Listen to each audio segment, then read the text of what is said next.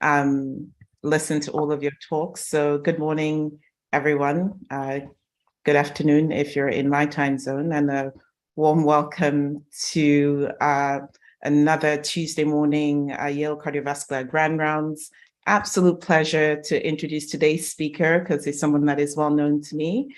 We have Dr. Leslie Cooper, who's joining us from Mayo Clinic, Jacksonville, where he is the chair of the Department of Cardiovascular Diseases at Mayo Jacksonville, was previously at Mayo Rochester, and really has been in the Mayo system for a while. Dr. Cooper earned his degrees from the University of Pennsylvania and completed his internship and residency at Stanford. He did his cardiology fellowship at UCSD, and I believe his first faculty job was at Mayo or at UCSD before, and he's since stayed on at the Mayo Clinic. Really, his research focus, I would say, Dr. Cooper really is one of the world's leading experts in inflammatory myocardial diseases, in myocarditis, giant cell myocarditis. He's also done work on cardiac sarcoidosis, eosinophilic myocarditis, and pericarditis. So really the world expert in all the itis. He serves as the international editor of the European Heart Journal. He also is an editor at JACC Heart Failure and is on the editorial board of CIRC. He's really sort of a very well-known, very well-accomplished researcher in myocardial diseases and actually myocardial inflammatory diseases. And actually, as a medical student, I spent a year with Dr. Cooper at Mayo Clinic in Rochester doing a SANA fellowship and looking at proteomics in giant cell myocarditis, which was a really formative year for me in research and something that I've carried on through those years. In addition to his really well-established clinical and research activities, he's very active in education, is given a ton of invited lectures, serves on the faculty of the immunotherapeutics program at Mayo, and is also the founder and president of the Myocarditis Foundation. And I do remember some of the work with patients from the Myocarditis Foundation.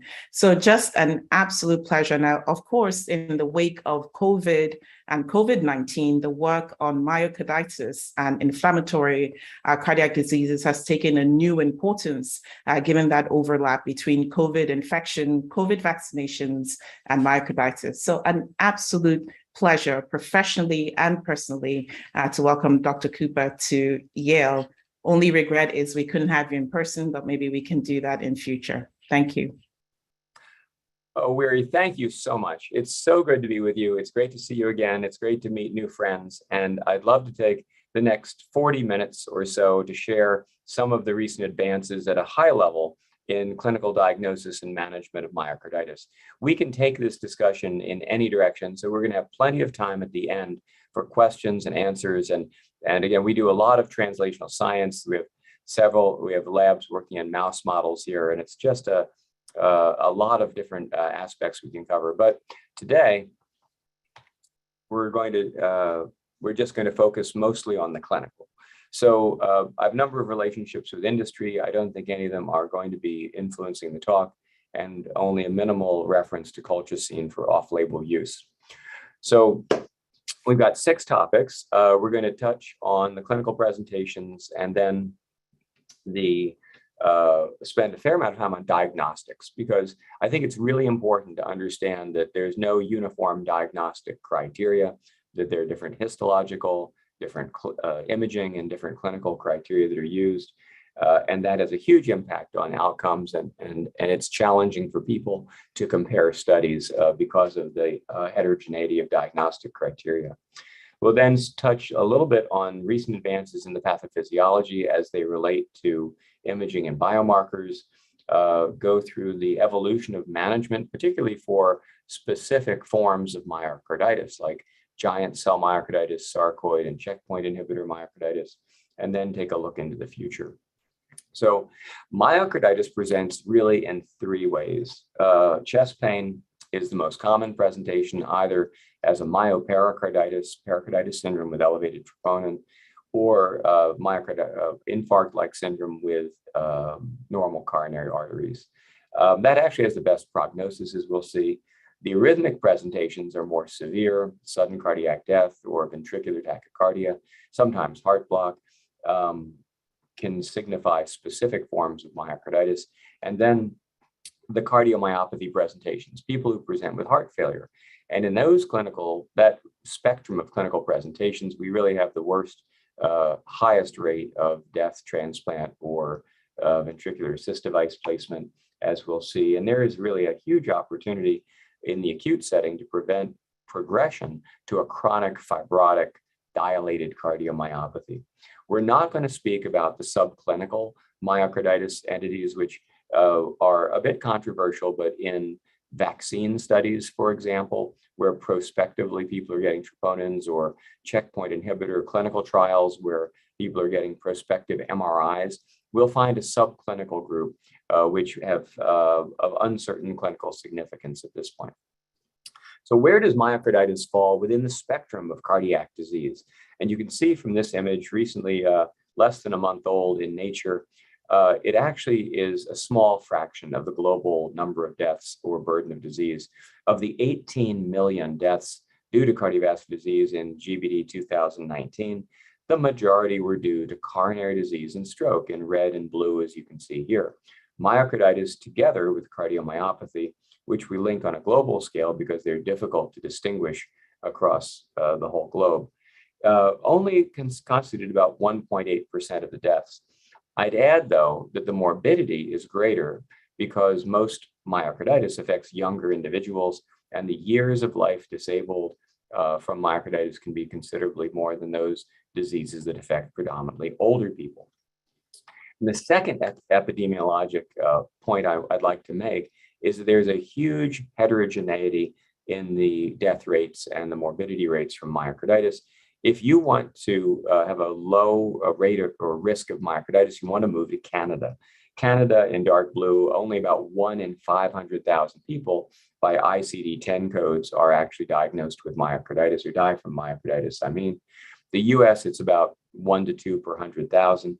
And then when you get to Eastern Europe, as you can see here, or parts of Asia, the numbers are substantially higher. All of these numbers are relatively low compared to coronary disease, maybe 1/10 of the burden, but still the heterogeneity is important. We don't know whether this is due to a biological difference or possibly to coding difference, because GBD is based upon about 50 data sources of ICD-9 and 10 codes from large databases.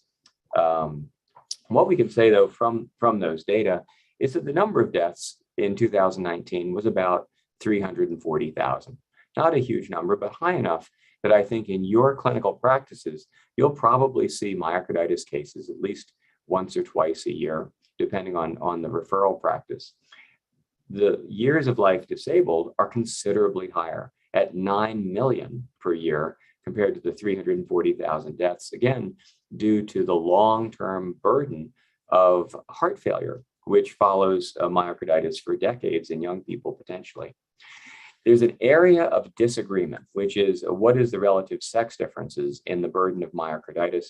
From GBD and in historical sources, men seem to be affected more often than women, and the rates of death in men are higher than in women, as you can see, about 6.5 per 100,000 years of life disabled compared to a lower number in women. I'd emphasize, and I'll show these data later, that in recent studies from Padua in Italy, this year in the European Journal of Heart Failure, from Poland and from the US, there are, I would say that although men are more likely to be affected by myocarditis, the likelihood of death is higher in women. We don't know why. Well, where did this whole story start? Well, it began in 1837, and this was the first reference that I can find to myocarditis. And actually, Bill Deck at Mass General gave me this reference a number of years ago, and I finally was able to find it on the internet, and that is the page from this 1837 monograph that actually used myocarditis for the first time. And you might think that it was based on vital stains, because in 1830, eosin was discovered of hematoxylin and eosin. But actually, when you read the 3 pages in this document on myocarditis, It's a clinical definition. It wasn't until the later part of the 19th century that hematoxylin, eosin, and other vital stains were used to diagnose myocarditis. You can see here in this image, this photomicrograph, the inflammatory infiltrate of mononuclear cells with myocyte damage in the middle, those dark degenerating myocytes. And this is what would later in 1987 become the basis of the Dallas criteria. And that would be this inflammatory infiltrate not related to ischemia in the setting of myocyte necrosis or damage. And acutely, if it can be a full-blown myocarditis like this, or borderline myocarditis if there is no myocyte death involved. And then there are various categories of follow-up. And you might say that this was the gold standard, right? This is the definition because the pathologists owned the text. The trouble is there's a huge amount of sampling error. Myocarditis, both in our animal models and in people, is a focal disease in most settings. Less so, I think, in giant cell myocarditis, which is about 1% of myocarditis. But for regular old viral lymphocytic myocarditis, 10, 5, 25% of the heart might be involved in a severe case. And so a biopsy of the RV septum is likely to be negative if it's just done in a blind fashion. And there's in addition variation in interpretation, relatively low sensitivity, and importantly, in multiple studies, a lack of correlation with outcome, which all threw cold water over the years on the use of vital stains for the primary diagnosis of myocarditis. I don't mean to say it's not useful ever. It is useful, and in many cases we rely on it, but I think that over the last 30 years, people have turned in other directions for diagnosis. The first would be immunoperoxidase stains, and I'll show you some examples. There are more than a dozen criteria that have been proposed for the definition of myocarditis based upon biopsy using immunoperoxidase stains. Some have had the benefit of a lot more popularity than others, but I'd say that we're still at a point where there is some controversy about what the right immunohistologic definition is. Others in the last 25 years have turned to imaging, MRI in particular, to a lesser degree strain echo and PET scanning with a variety of criteria, most recently called Lake Louise 2, which we'll go into in some detail. A lot of people, including the CDC, use hybrid criteria, which involve both clinical and histology or clinical and imaging features. And finally, GBD and other payer databases use ICD-10 codes. And because of this heterogeneity, which we'll go into in a little bit more detail, it's hard to compare studies. And in the vaccine story, the mRNA vaccine myocarditis story, there was a lot of controversy because some people who were not proponents of vaccines would point to high rates of death or transplant in people with fulminant myocarditis and say that that was the myocarditis you'd get after an mRNA vaccine, which was not the case. It turns out the mRNA vaccine myocarditis was a much less severe entity with a very rare death. So this is an example of immunoperoxidase stain-based criteria. It looks very different than the H&E stains, where these little brown dots are the T cell, the lymphocytes on the left and the macrophages on the right. If you get more than 14 per high-powered field in the European Society of Cardiology criteria, that would constitute myocarditis, even in the absence of myocyte damage. So important differences. The sensitivity, as we'll see, is much higher, or I should say the diagnostic yield is much higher. In this particular study, which is now just a couple of years old, they looked at 61 papers looking at over 10,000 patients, and they compared the diagnostic rates with immunohistochemistry compared to the Dallas criteria. And you can see here that the rate went from about 8% with Dallas criteria to about 50% overall with immunohistochemistry.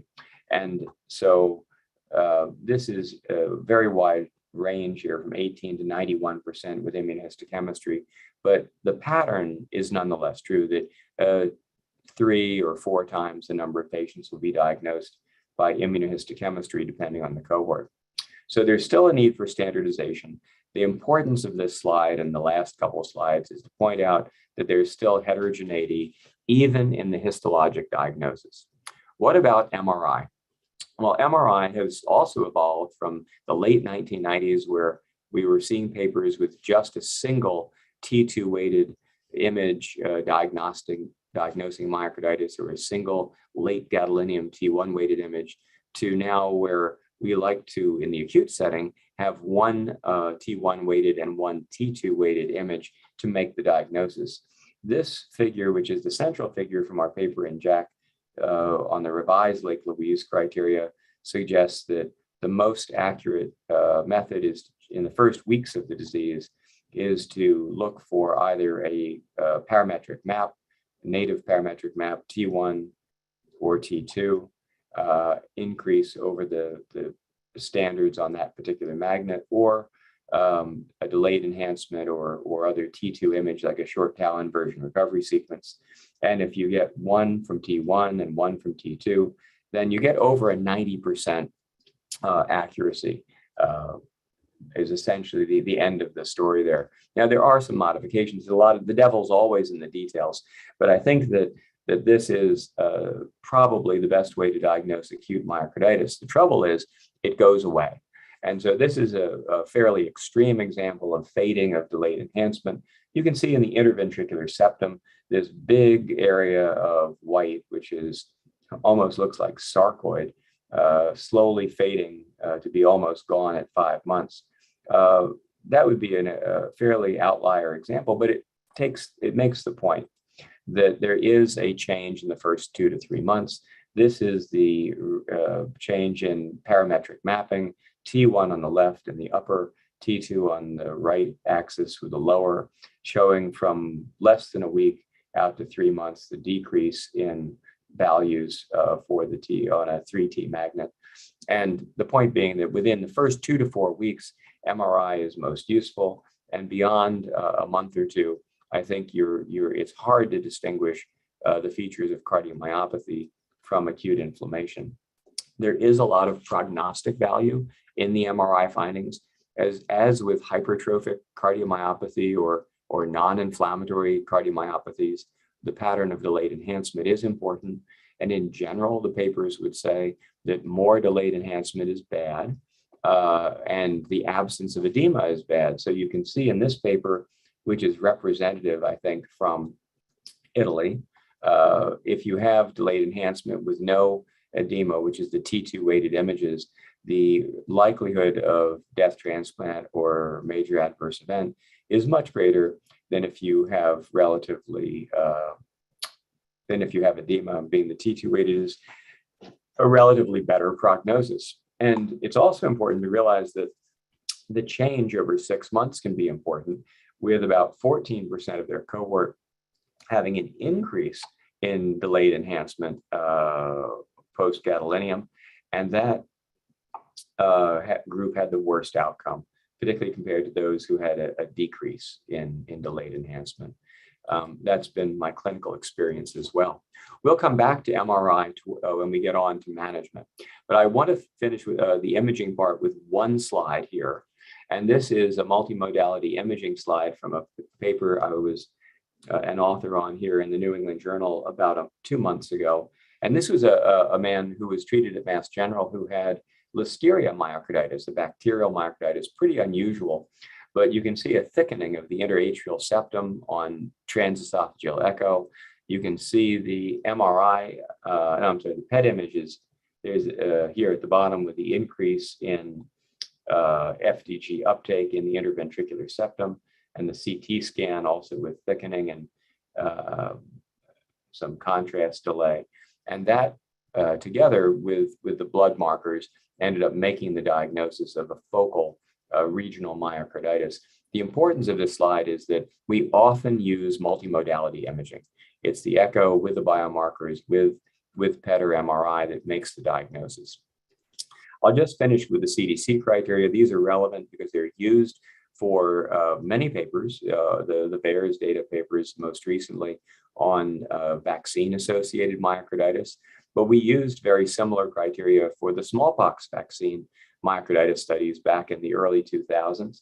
And there are 3 tiers of suspected, probable, and confirmed being biopsy-based or histologically proven, probable including the MRI criteria with elevated troponin, and suspected being the least certain.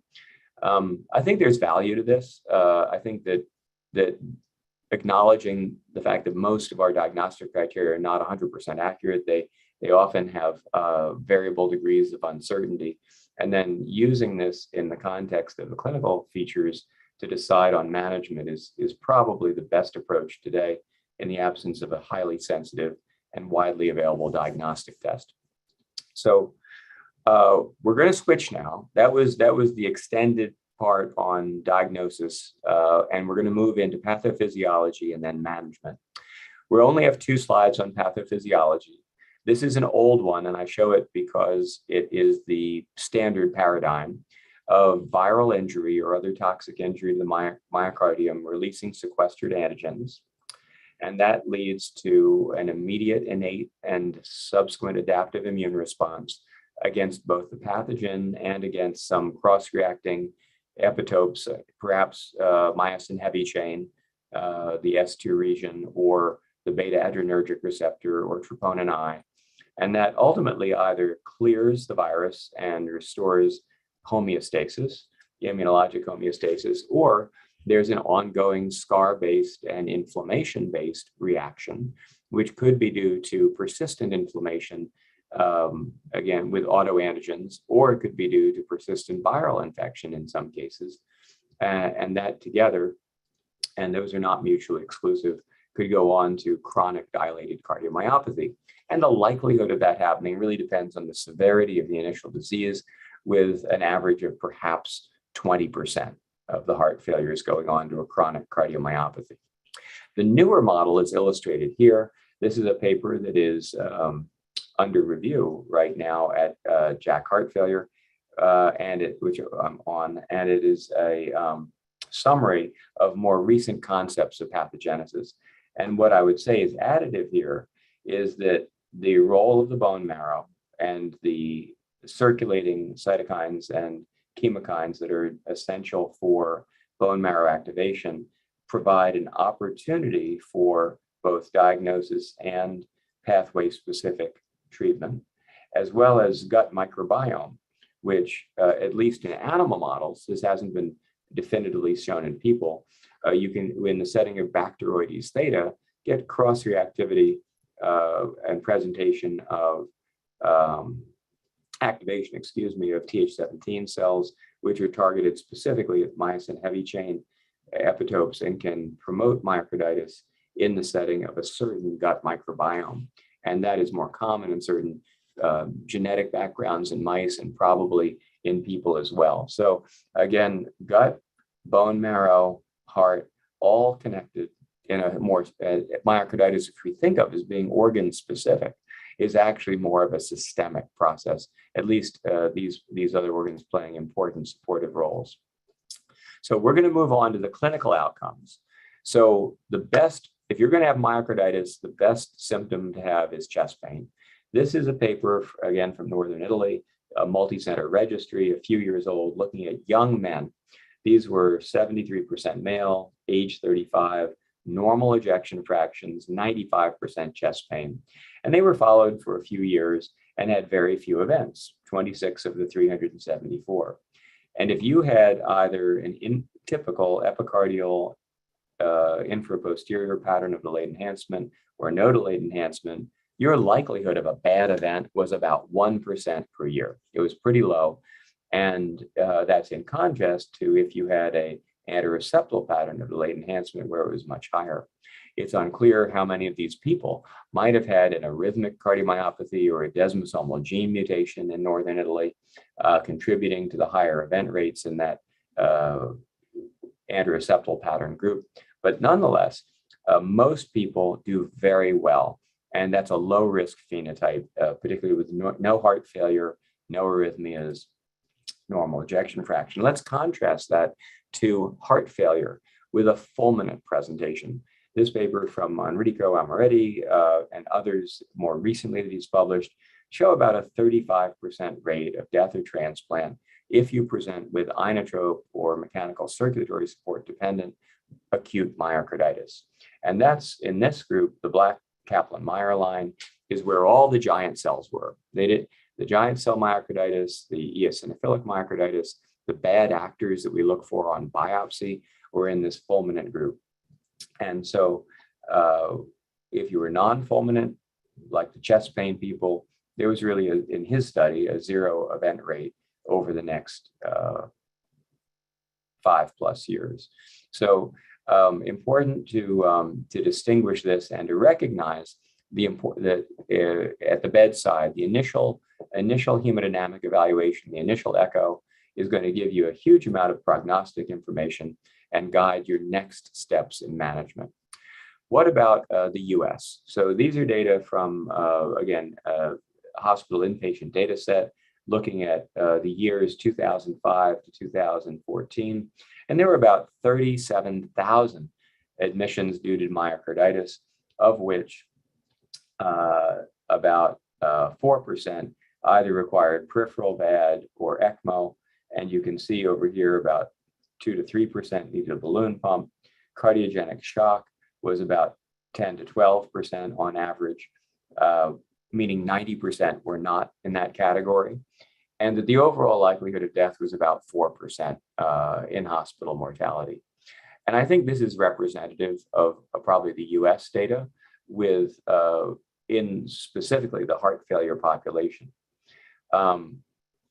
This is one of the studies, along with the recent one from Padua, that showed greater mortality in women. Unclear why that would be, since women typically are less often affected than men in typical viral disease. What about the next 10 years? So the next 10 years are illustrated here. This is, again, largely a heart failure population from Germany, published now almost 2 years ago. And the thing about this study is they all had MRIs, and they could stratify the group based upon ejection fraction and the presence or absence of delayed enhancement. And you can see that if you had a relatively normal ejection fraction and no delayed enhancement, your likelihood of a bad event was about 1% to 2% per year. And then if you had a low ejection fraction with delayed enhancement, it was much higher. And so it illustrates both the value of a baseline MRI, even in the heart failure group if they're stable, and the long-term risks. You can see these event rates continue to accrue events 3, 4, 6, 9 years later in these people who were initially coming in with a heart failure, mostly heart failure presentation. So again, long-term risk continues to be elevated, and therefore there's an opportunity for intervention. Let's look at risk factors and what are the predictors of bad outcome? Well, with the next 3 slides, we'll go over some of those, and I've chosen some of the original data from Padua to illustrate what has also been demonstrated in US and Japanese series. First, this is, again, about 4 weeks ago, 5 weeks ago, the Padua series, their 20-year follow-up, looking at the role of sex and left ventricular ejection fraction. Women had a worse outcome, as you can see here, over the 20-year time frame, and lower ejection fraction, as you'd expect. Lower than 50% had a much greater outcome. The preserved ejection fraction group, all the way out to 20 years, very, very, very few event rates. So as you'll see, we don't recommend biopsying in that group because you wouldn't change outcome. What about the presentation? So you can see here, heart failure presentation had overall about a 45% event rate over the next 10 years, compared to infarct-like, which was way up here with very few events in the next decade. What about viral PCR? There's a debate about what to do with whether to get viral PCR. It's more common in Europe than it is in the US to check for viral genomes on biopsy specimens. And these data from Alida Gaforio and more recent data she's published, as well as from Germany, would say that there is a prognostic value, although it is unclear whether any intervention, interferon or antivirals would change outcome. Similarly, histology is important. On the right side, you can see giant cell myocarditis having overall a 70% rate of death or transplant in their series compared to lymphocytic myocarditis that had a much better outcome. And finally, what about heart antibodies? This is kind of it's an older area, but we keep getting more data, which keeps it, I think, relevant and interesting. On the right side, anti-nuclear antibodies and specific anti-heart antibodies were both predictors of death or transplant in the Padua series this year, which again raises the question. And by the way, it was mostly women with high antibody levels, raising the question of whether a Th2 high antibody female immunophenotype was a new immunophenotype that really predicted higher risk. So what about recurrence? And what about gene variants? So we are not routinely checking for genetic variants in patients with acute myocarditis unless they have a strong family history of cardiomyopathy or myocarditis or sudden cardiac death. And this is a paper that hopefully will be out very shortly. It's in press, which we were part of, showing that in these 35 patients, there was a control group as well, but this just happens to be the 35 with desmosomal gene variants, that there was a 58% rate of recurrent myocarditis over the next 7 years, much higher than you would expect, maybe a 1 or 2% or 10% rate in overall. So it's worth remembering that people with recurrent myocarditis or people with a strong family history of myocarditis in their families might benefit from a cardiomyopathy gene testing. Overall, the rate's probably 6 to 12% from Europe and the US. Well, let's finish with management. So we're now up to this summary slide, and we've had lots of review articles. I use this one. Enrico Amoriti made the figure, but I like it because it's pretty simple, and it gets to the point that at the bottom in green, if you have stable vital signs and you have a normal ejection fraction and you have no VT or heart block, you probably do not need to leave your regional medical center. You probably do not need any advanced heart failure management. You don't have it. But a CMR, a cardiac MRI, would be useful for risk stratification and to confirm the diagnosis. Well, what about the other extreme for management? If you present to an ER or you're hospitalized with acute cardiogenic shock, there's a significant impairment of LV function, and you have ventricular arrhythmias or heart block, then transfer is recommended. That's in our current scientific statement in the US and in Europe, to a center that can give appropriate mechanical circulatory support and transplant. Biopsy is recommended with a class 1 recommendation, and cardiac MRI, if feasible, at some point in the first 2 to 4 weeks. Again, because of all those useful prognostic variables that you get from cardiac MRI, not so much to confirm the diagnosis, which hopefully you get for the biopsy. And so what about treatment? So how is this going to change management?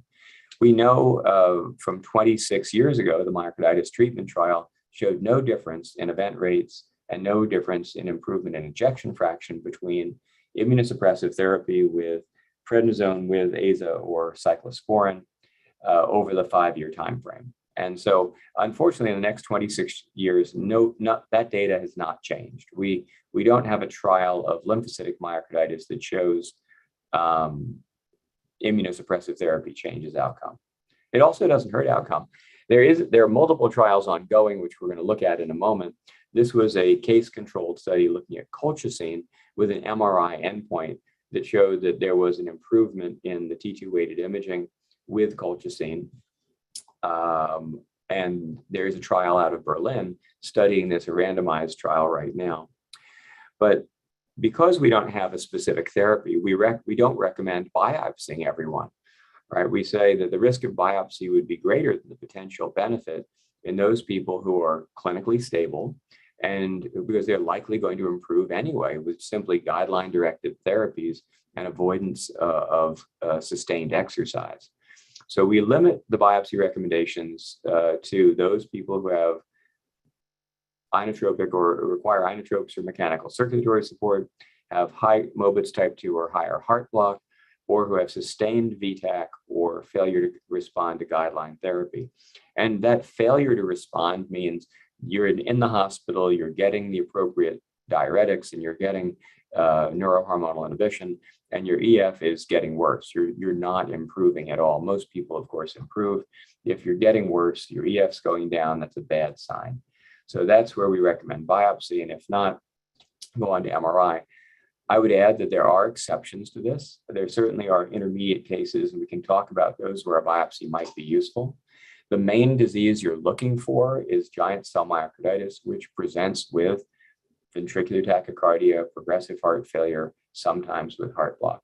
It looks like this with this big giant cell in the middle of this inflammatory infiltrate with eosinophils and very little fibrosis. And there's an 89% risk of death or transplant and a median survival of 12 weeks untreated. This is one patient from one of our prospective trials looking at the improvement in biopsy after 4 weeks of OKT3, cyclosporin, and prednisone. They did well. This person, like most people, do well. The overall rate of death of transplant is now about 20 to 30%, down from 90% with immunosuppression.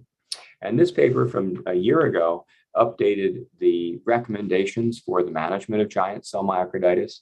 I won't read it in detail, but since OKT3 is no longer available, we recommended either CAMPATH or ATG if you have a real fulminant case, or cyclosporin with methylprednisolone acutely and a prednisone taper. The role of a third agent like mycophenolate mofetil or azathioprine, I think really depends on whether they tolerate the cyclosporin. Well, let's move on to the next topic, which is checkpoint inhibitors. So we do have recent recommendations for the management of suspected checkpoint inhibitor myocarditis. And this is one of the papers, a recent paper from Circulation, that recommends transthoracic echo in suspected cases, cardiac MRI, and then sometimes biopsy if these are uncertain. And then categorizing myocarditis into a definite or probable or possible according to the tiers of certainty. And depending on how severe the presentation is, there are different recommendations for management. So in those people, which are pretty common with just abnormal biomarkers, the current recommendation from this ASCO guideline was simply to hold the immune checkpoint inhibitor and then recheck troponin and consider resuming. And there's a lot of asymptomatic enzyme changes that may or may not be myocyte cell death, and they may or may not even be myocarditis. But if it progresses and you end up with left ventricular dysfunction or clinical syndrome of heart failure or high degree heart block, then holding and having a real discussion about whether to continue in the future is essential. Of course, people are getting checkpoint inhibitors because they have advanced cancer, and the risk of dying from advanced cancer may be greater than the risk of dying from myocarditis. It's uncertain, so it's a shared decision-making circumstance. However, in those people who progress on and fail the 1 to 2 milligrams per kilogram of corticosteroids, then abatacept, CAMPATH, or other more parenteral and targeted immunosuppressive therapy should be considered. What about COVID-19?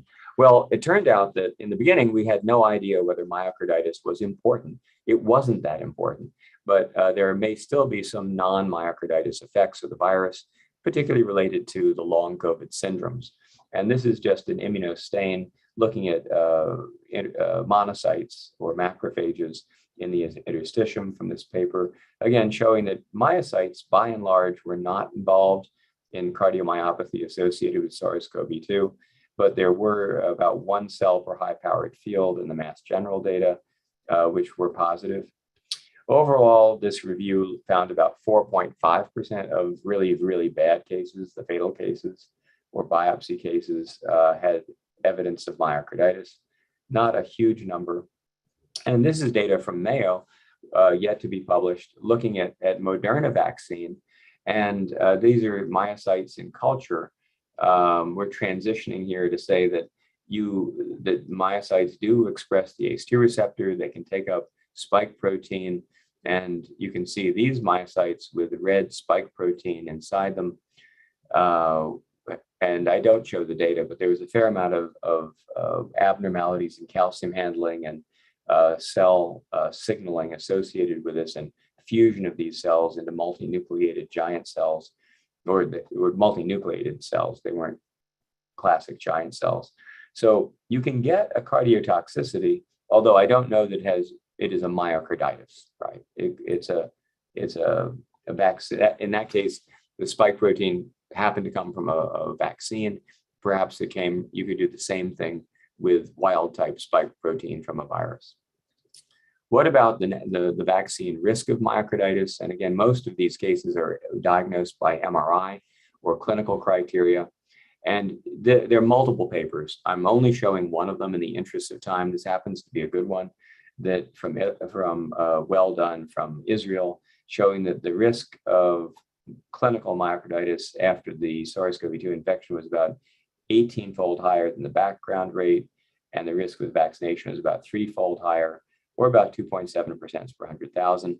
The rate in young males 18 to 21 years old was about 1 in 6,600 in that group.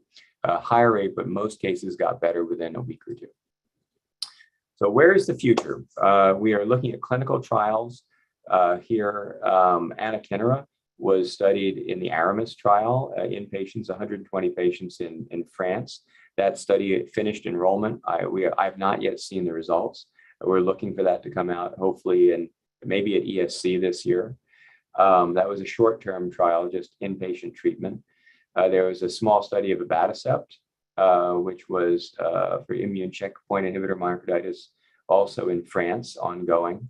The MYTH study, which is in Milan, is looking at steroids for fulminant myocarditis. That group was actually excluded from the myocarditis treatment trial. And then there's a CBD trial in Canada, but it's international with sites in the US, looking at myocardial recovery and acute myocarditis. And the colchicine trial I mentioned, which is out of Berlin. So a number of studies ongoing. And I think as we look forward, there are going to be new advances in biomarkers. Dr. Anuma's project, which was on serum proteomics, left a pretty big impact, although we didn't actually translate to useful diagnostic criteria. We're hopeful that in the future, pathway-specific markers like this microRNA, which was used for the diagnosis of myocarditis to distinguish myocarditis from acute MI, was pretty accurate. You could make an argument that microRNAs are not as easy to quantitate as troponin. And in the ER, this may not be a practical test. But nonetheless, the concept is there that you can find pathway-specific markers that would be useful and potentially translate into a clinically meaningful test. The other concept is really different forms of myocarditis having different levels of different pathways that are dominant. So for the giant cells and the severe lupuses, the high GM-CSF pro-fibrotic pathways seems to be dominant with relatively worse outcome. However, there are other groups, the hypersensitivity reactions that are requiring more IL-4, and then certain viruses may primarily be a Th1 interferon gamma pathway, and each of these could have very distinct and actionable treatment pathways. On biopsy, I think we're beginning to evolve now and explore beyond immunostains to look at pathway-specific analysis. This is an older study from Bettina Heidecker, which looked at a small set of transcriptomes. It was very useful to distinguish myocarditis from cardiomyopathy.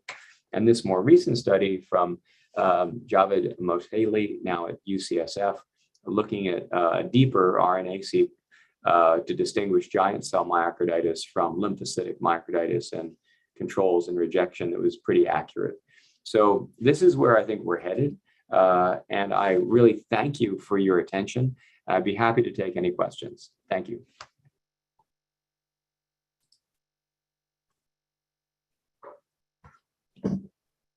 Thank you so much for that excellent talk, Dr. Cooper. It's always wonderful, as always. We're open for any questions. If you have questions, you can either put them in the chat or just use the hand raise function.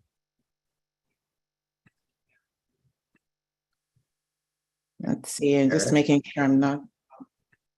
Go ahead, Eric. First of all, Leslie, thank you for a wonderful talk. I learn every time I listen to you, and you're one of the foremost experts in this condition that, still baffles us, frankly, many years later.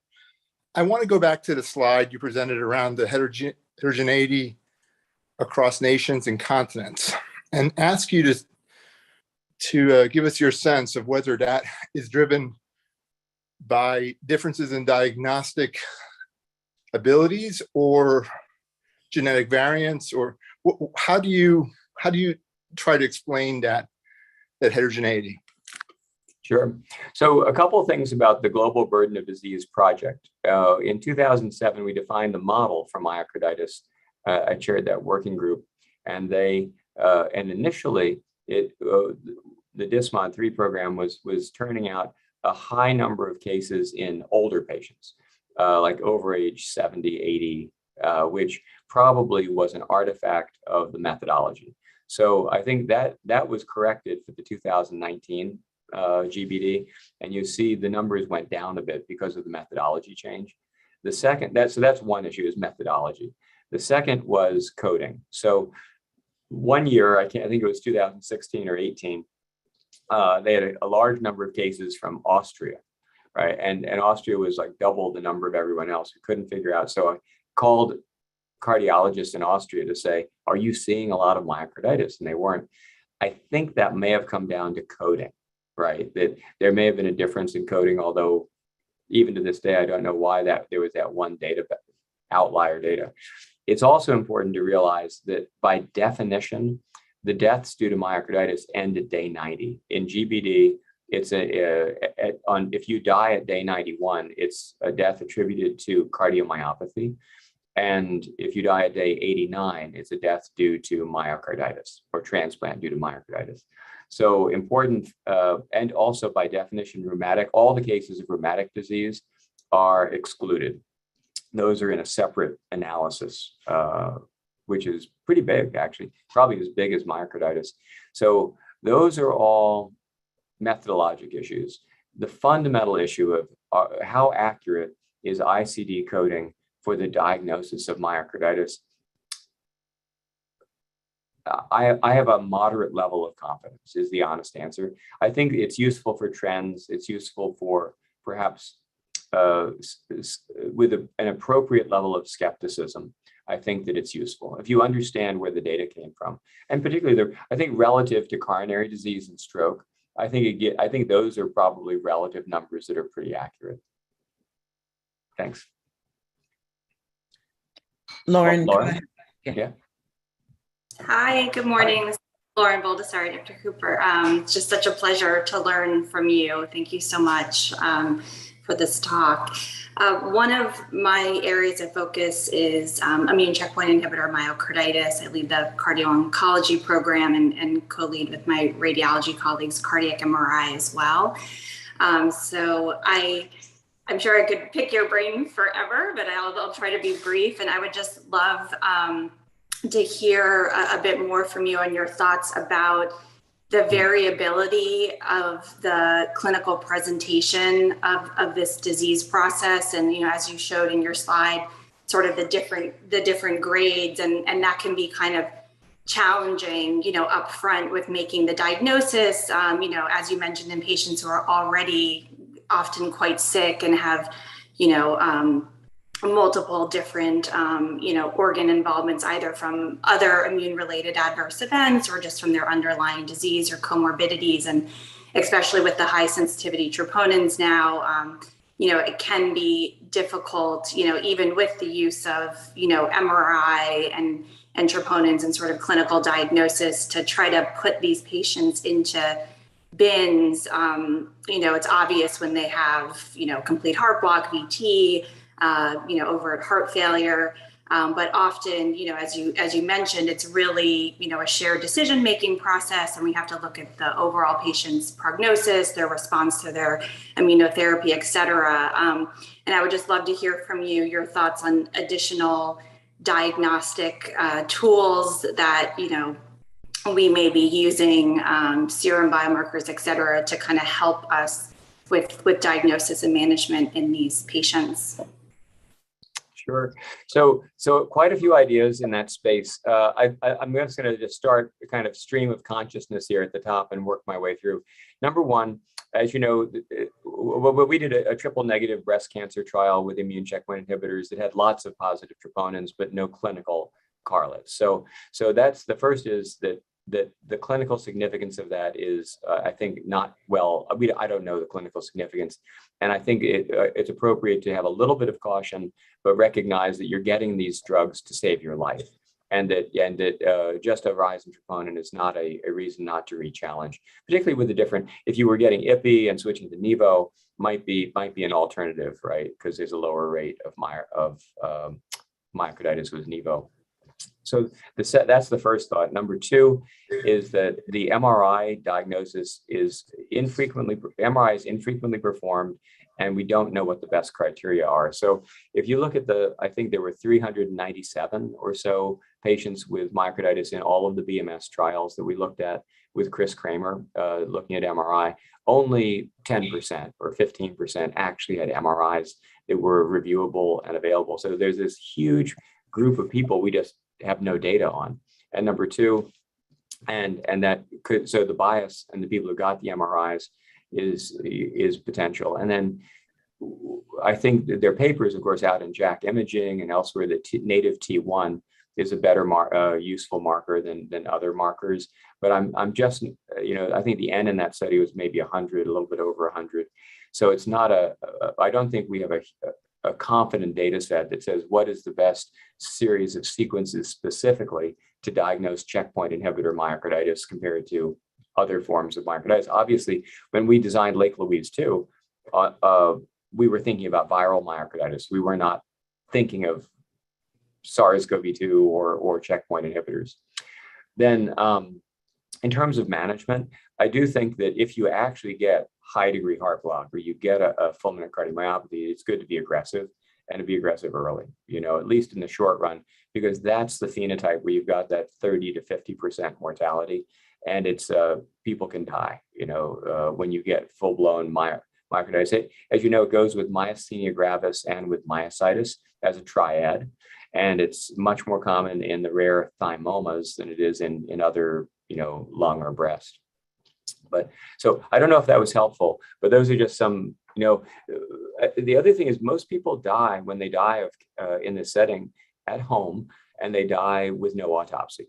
So you don't know if it was a pulmonary embolism or myocarditis or something else related to cancer like sepsis that is what killed them, right? So lots of gaps in the data. Thank you.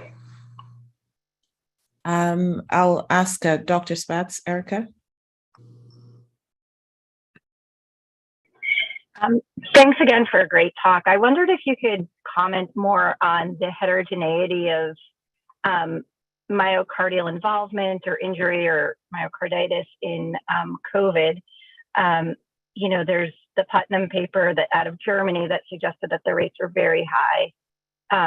And then that's in contrast to a lot of the data that came out of the Big Ten college students where it was very low. But I think that we struggle with patients, especially who are in this long haul phase of COVID, who have some cardiovascular symptoms. They're not presenting acutely to the ED with chest pain. They often don't have elevated biomarkers.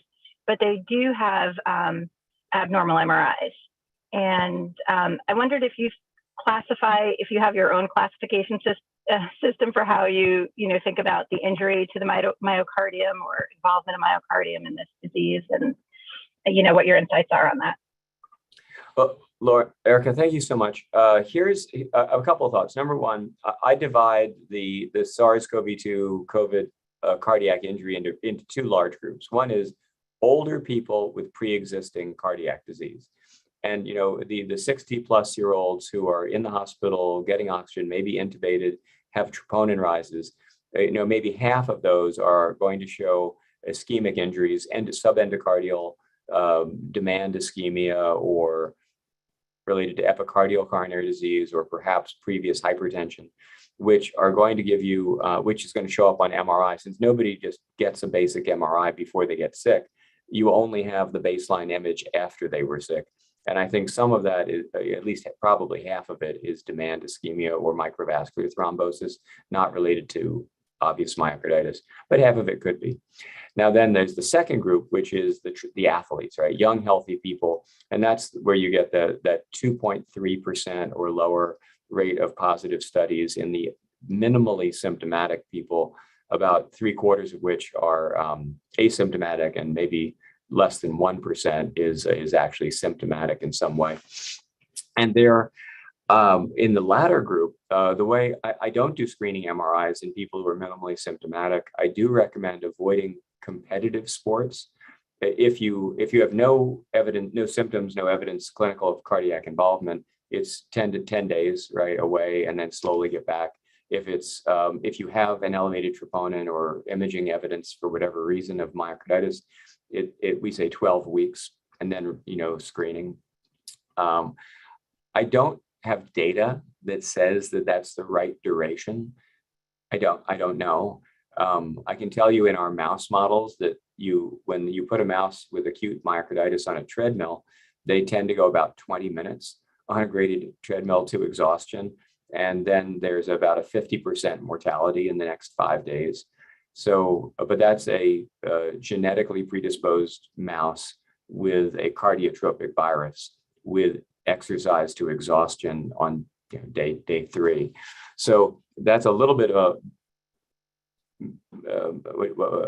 a jerry-rigged model, but I think it does show that at least in principle, you can have bad arrhythmic events and heart failure. So I think it's reasonable to do that. So the short answer is I don't have a specific classification, but I think that the meaning of MRI abnormalities is different in young, healthy people versus older people. And of course, in the older, sicker, hospitalized people, there's more long COVID and a lot of other stuff that has multifactorial, but may have some cardiac component. Thank you so much for that. We're just at the top of the hour. Maybe one last question from Dr. Snousas. Al, do you want to take it away? Sure. I just wondering if you could give us your perspective on the use of MR imaging versus radio tracer-based targeted imaging of inflammation and sort of diagnosis and tracking therapy. Yeah. So let me start with PET imaging. So, FDG PET is I think very useful. Multiple groups have shown, Ron Blankstein, others, that if in the right clinical context, it can be useful to diagnose cardiac sarcoid. And then I also think that multiple groups, including ours, have shown multiple interventions from methotrexate to rituximab to TNF-alpha inhibitors can lower your SUV mean and max very effectively in more than 80% of people. What we don't know is whether what is the right decrease that predicts good clinical outcomes. Was it a 50% or an 80%, 100%? We don't know what that threshold is for improvement on imaging that would translate to a clinically meaningful benefit. And we also don't know, and so really I think that is a gap right now for where we have more data for MRI than we do, and the T2 weighted imaging on MRI, at least for lymphocytic myocarditis, than we do for PET and sarcoid. Now, of course, inflammation is non-specific. I think there are data for checkpoint inhibitor myocarditis with PET that are in both directions, prognostically valuable or not valuable. I've seen a couple of different papers in that space. So it would be somewhat, pathogen dependent or mechanism dependent, whether it would be valuable or not. And I think that ultimately they're complementary, that, in the right setting, like I showed with that listeria case, the PET imaging can give you data that is additive and above the, sometimes the MR or the, in fact, there was a paper like last month. I didn't show the slide. I think it was in circ imaging or JAK imaging, looking at the complementary role of PET and MRI in the evaluation of myocarditis. I can send you that reference, but it was just last month. Great. Dr. Cooper, thank you again so very much for spending this hour with us. Just absolutely wonderful to see you again and to catch up on all the work that you've been doing. And, hope to catch up more with you offline. And thanks again to everyone. And we'll see you again next week for Grand Rounds. Thank you. Great. See you. Take care. Bye-bye. Thank you.